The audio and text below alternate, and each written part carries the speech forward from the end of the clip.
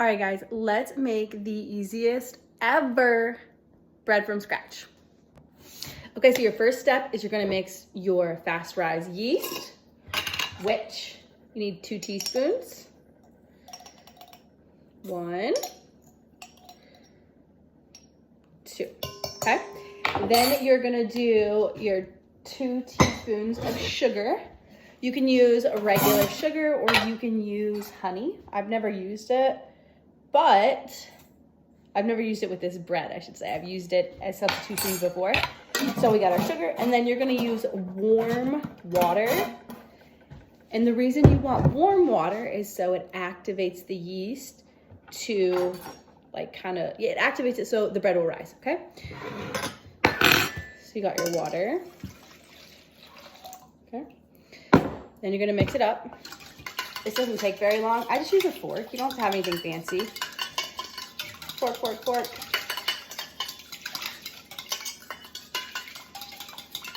So by the end, when you know that everything is dissolved, your water is gonna look muddy. It's gonna be very brown.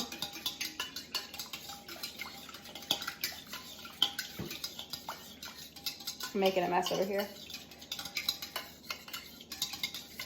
All right, so that's what your water is gonna look like when you're done. All right, so step 2 is going to be your salt, your egg, and your flour, okay? So we've got a teaspoon of salt. You can use any salt you want. I prefer Celtic. I prefer this brand. Or pink salt. Don't use regular table salt. Use anything else. All right, and then we've got our egg. Okay. Bloop.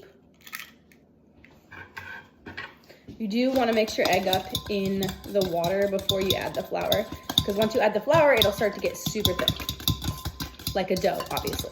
Okay. So we've got it mixed in.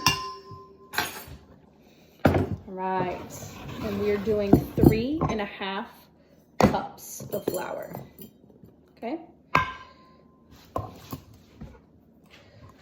Always level out your flour. I just use the end of the utensil, level it out.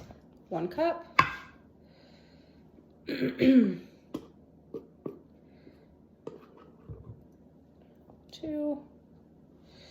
And the recipe says 3 to 3.5. I usually use 3.5 every time. You will use more later when we go to knead this bread. We'll use more. Okay, so I got 3.5. All right, now we stir. Okay, I just use a fork to begin with. I'll get the dough mixed together really well, and then I will get my hands in there, okay? All right, so this is about as far as my dough gets with the fork. I've got my surface floured, and we're going to knead the dough a little bit. I always recommend flouring your hands too, or it'll stick to you.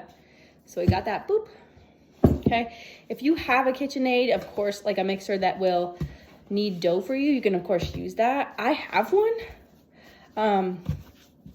Honestly, I kind of like kneading dough. It's kind of therapeutic for me, you know? So we're gonna knead for, I don't know, a couple minutes. Really not that long.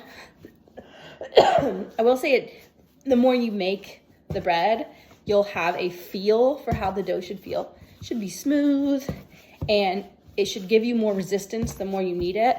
Like the dough will be tougher to knead.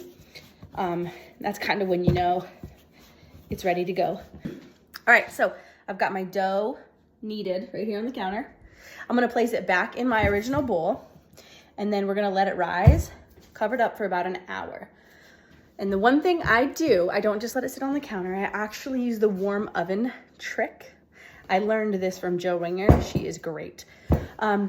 So I turn my oven, I get it started to preheat at 350. I leave it preheating for maybe 2-3 minutes, then I shut it off. So it's a tiny bit warm inside the oven, and that's where you let your bread rest for an hour. Okay, so the hour is done. I am getting it out of the oven, and then we're going to put it into our pan. Ooh, look how big it got, like how much it rised. that? Or rows, I guess? Yeah.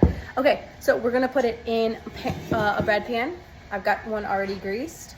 I use lard. You can use whatever you want. That's just what I had. So we're gonna put it into our pan and then let it rise maybe 20, 25 more minutes. I don't do much. I just kind of dump it in. Just kidding, it's stuck. So I just get around the edges. Whoop. And then I just kind of form it to the pan a bit. You know, however you want to do it. You could score it if you want, you know, whatever. So that's all I do. I'm gonna let it rise for about 25 more minutes and then bake it. Bake at 350 for 25 to 30 minutes.